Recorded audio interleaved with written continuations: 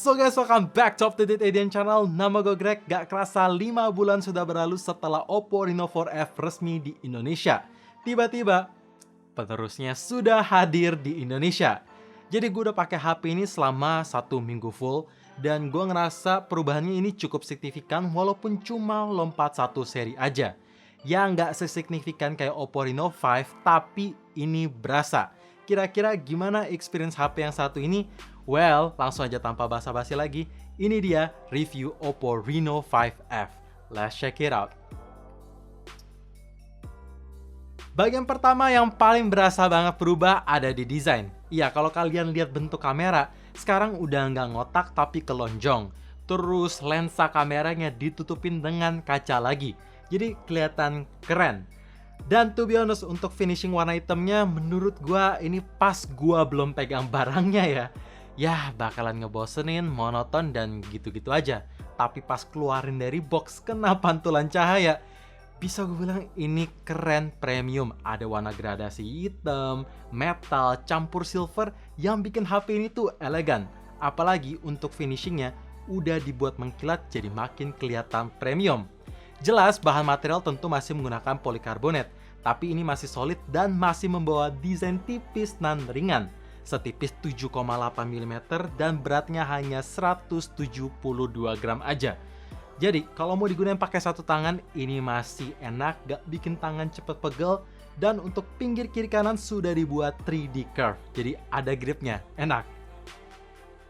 Software di HP ini sudah menggunakan yang paling baru atau ter-up-to-date kayak channel ini, yaitu Android 11 dengan tampilan antarmuka menggunakan ColorOS 11.1.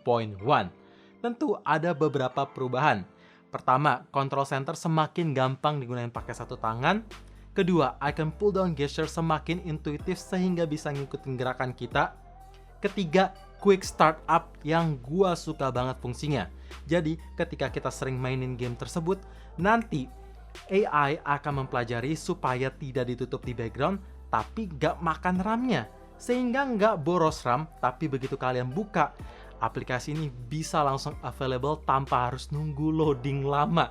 Gila, gue suka banget sih ini. Dan keempat, ada game focus mode buat kalian, para calon-calon e-sport player yang pengen nge-push rank tapi tanpa gangguan, ya tinggal aktifin fitur ini aja, maka notification akan keblok dan telepon yang masuk akan auto keblok, sehingga main bisa lebih fokus aja gitu.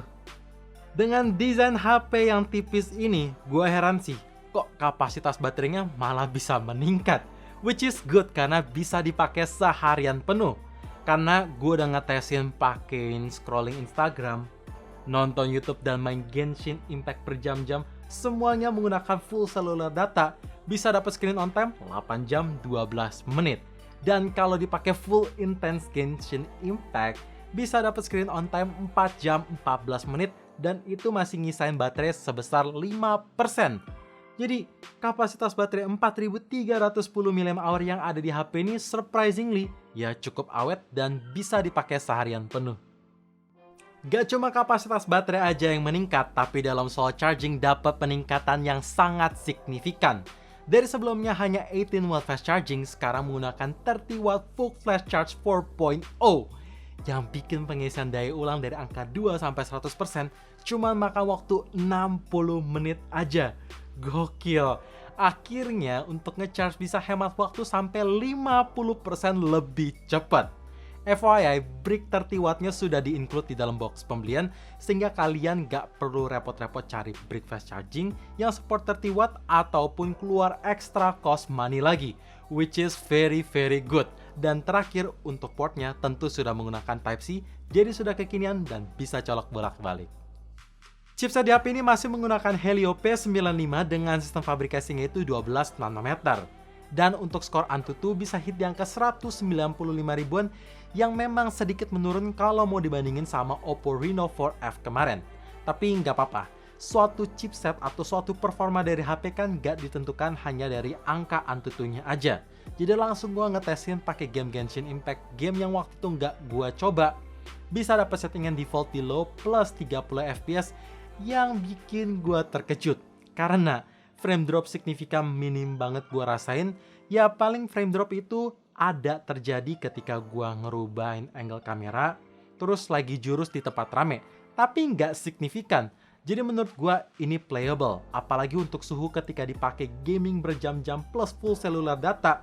Cuman hit di angka 44 derajat yang masih oke lah. Panasnya itu masih panas wajar untuk sebuah game Genshin Impact. Dan game kedua yang gue coba adalah Mobile Legends Bang Bang.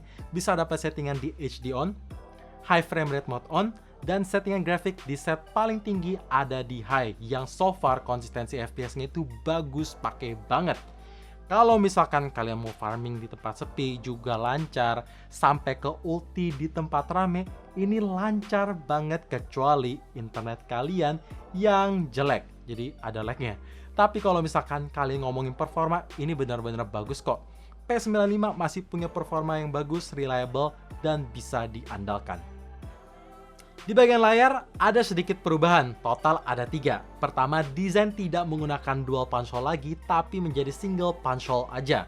Kedua, otomatis screen to body ratio layarnya bisa sedikit meningkat.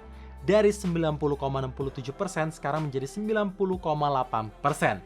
Ketiga, panel layar tentu masih menggunakan AMOLED dan resolusi di Full HD Plus yang udah tajam. Tapi satu hal yang gue notice, sekarang punya warna yang lebih berwarna atau semakin true to life. Jadi ketika dipakai nonton ataupun scrolling browsing foto yang berwarna, itu makin kelihatan hidup aja. Oh ya, buat kalian yang nanya, Bang, screen responsitivity layar HP ini tuh gimana? Unit yang sekarang gue pegang ini bagus banget. Multi-touch aman, touch responsitivity bagus, tidak ada delay. Dan terakhir, untuk proteksi sudah menggunakan Corning Gorilla Glass 3 Plus dan dapat free screen protector bawaan yang sudah langsung dipasangin. Kamera belakang di HP ini masih membawa setup quad kamera dengan primary lens menggunakan resolusi 48 megapiksel f1.7, 8 megapiksel ultra wide angle, 2 megapiksel depth sensor, dan terakhir 2 megapiksel macro lens. Untuk hasil foto di kondisi daylight, pendapat gue tidak berubah dari Oppo Reno 4F kemarin. Karena detailnya masih dapet, dynamic range bagus, shadow, highlight, dan warna yang diberikan ini bisa mencapai standar gua. Overall bagus. Tapi untuk hasil foto ultrawide di kondisi daylight sekarang bisa meningkat. Iya, meningkat secara dynamic range yang lebih baik. Shadow, highlight ini bisa gue bilang 11-12 kayak di primary lens. Hanya aja dalam segi ke detail atau ketajaman, ya tentu primary lens lebih tajam. Lanjut untuk kondisi low light. Wah, ini sih bukan cahaya f1.7-nya itu benar-benar bisa menangkap cahaya yang banyak, detail yang bagus. Sehingga kalau kalian mau foto di kondisi normal aja itu bagus banget. Warnanya natural, detail kelihatan, objek juga masih kelihatan bentuknya ketika kondisi kurang cahaya. Dan kalau kalian rasa perlu ngangkatin segi cahaya dan detail lebih tinggi lagi, ya tinggal nyalain aja fitur Ultra Night Mode. Bahkan ketika kalian mau foto di kondisi yang minim banget cahaya, objek bisa kelihatan. Jadi untuk hasil foto di kondisi daylight dan low lightnya udah bagus. Oh ya, buat kalian yang suka foto-foto bergaya untuk posting ke sosmed, ada 2 efek filter portrait baru. Pertama, dynamic bokeh, dimana ketika kalian aktifin filter ini, background akan ke blur, tapi akan blurnya itu kayak ke distort. Kaliannya tetap fokus on point. Kedua, night flare. Jadi buat kalian yang mau foto di samping jalanan atau lagi rame lampu, ya tinggal aktifin filter ini, maka lampu-lampu tersebut akan dibuat flare. Sehingga hasil fotonya itu kayak kamera mirrorless lah, keren lah. Kamera depan di HP ini dapat peningkatan yang sangat signifikan. Dari sebelumnya 16 megapiksel, sekarang menjadi 32 megapiksel. Jadi hasil foto selfie tentu lebih tajam, lebih detail, bahkan kalau di zoom pori-pori itu kelihatan. Lanjut lagi, skin tone natural, dan sekarang cuttingan portrait menurut gue ini bisa lebih rapi. Bahkan ketika gue nyalin fitur AI Color Portrait, cuttingannya tuh seamless banget. Pokoknya udah bagus. Kecuali untuk HDR menurut gue masih perlu improvement sedikit. Karena kadang kurang konsisten, ya kurang ngangkat aja di beberapa kondisi.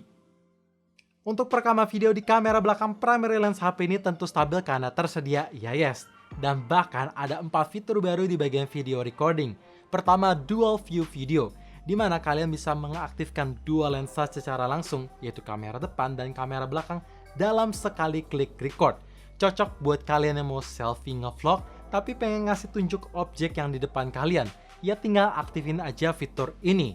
Kedua, AI Color Portrait sekarang bisa berjalan dalam mode video untuk menghasilkan background monokrom, tapi goingnya tetap berwarna. Ketiga, bokeh video mode. Jadi ini kayak ala-ala video kamera mirrorless untuk menghasilkan background blur, tapi goingnya tetap fokus on point. Nice, dan by the way ini bisa berjalan di kamera depan dan kamera belakangnya juga. Terakhir, ada ultra steady video. Jadi ketika kalian mau record sambil lari-larian pun, hasil video bisa stabil. Bahkan untuk kamera depannya pun bisa tersedia. Karena pada default untuk kamera depan tidak tersedia IIS. Jadi make sure nyalain fitur ultra steady buat kalian yang suka ngevlog ya. Karena panel layar HP ini sudah menggunakan AMOLED, otomatis fitur Always On Display bisa tersedia untuk gantiin fitur LED Notification. Menurut gua, Always On Display itu jauh lebih kepake ketimbang LED Notification. Karena kalian bisa lihat jam, baterai, tanggal, sampai notifikasi yang masuk tanpa harus pegang HP-nya. Nice. Cuma satu yang kurang, yaitu personalization Always On Display yang ada di HP ini tuh nggak bisa kita ganti. Jadi cuma monokrom aja. Bang, untuk sistem keamanan unlock HP ini gimana? Jawabannya masih tersedia sensor fingerprint in display 3.0 yang punya performa ngebut, cepet, reliable, dan gampang didaftarin. Ya, jadi begitu sidik jari kalian udah kedaftar, tinggal tap aja, nggak nyampe 1 detik bisa langsung ke unlock. Dan opsi kedua tentu tersedia face recognition yang punya performa ya juga cepat. By the way, sekarang untuk efek fingerprint in display bisa kalian custom di personalization lewat setting yang ada di HP ini ya. Nice. So guys, seperti yang bisa kalian lihat, itu dia kelebihan-kelebihan dan hal baru yang tersedia di Oppo Reno 5F.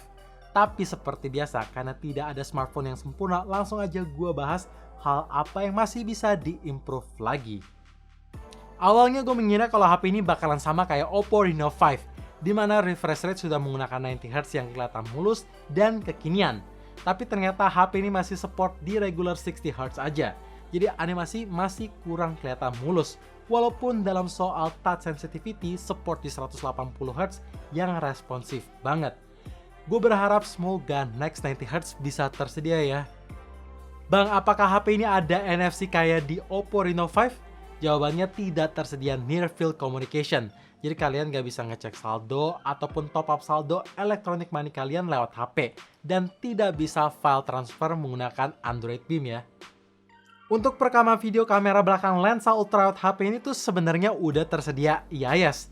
Tapi menurut gua rada kurang banget. Jadi hasil video tuh masih shaky dan kurang stabil. Gue berharap semoga di next software update bisa mengimprove IIS yang ada di lensa ultrawide biar makin stabil. Jadi ketiga lensa utama tuh makin jos gitu. So guys, itu dia video full review 1 minggu bersama Oppo Reno 5F. Intinya somehow HP ini tuh bisa memberikan pengalaman yang baru walaupun cuma lompat satu seri aja seperti yang gue bilang di awal video. Jadi dengan harga 4.299.000 apakah HP ini layak untuk dibeli? Menurut gua layak buat kalian yang kepengen beli Oppo Reno 5 tapi budgetnya masih kurang. Ya HP ini bisa menjadi opsi yang pas. So thank you for watching. Jangan lupa like dan subscribe channel ini sekaligus nyalain notifikasinya juga supaya kalian tahu kapan video baru diupload. And as always, stay safe, stay healthy, dan stay updated with up to date.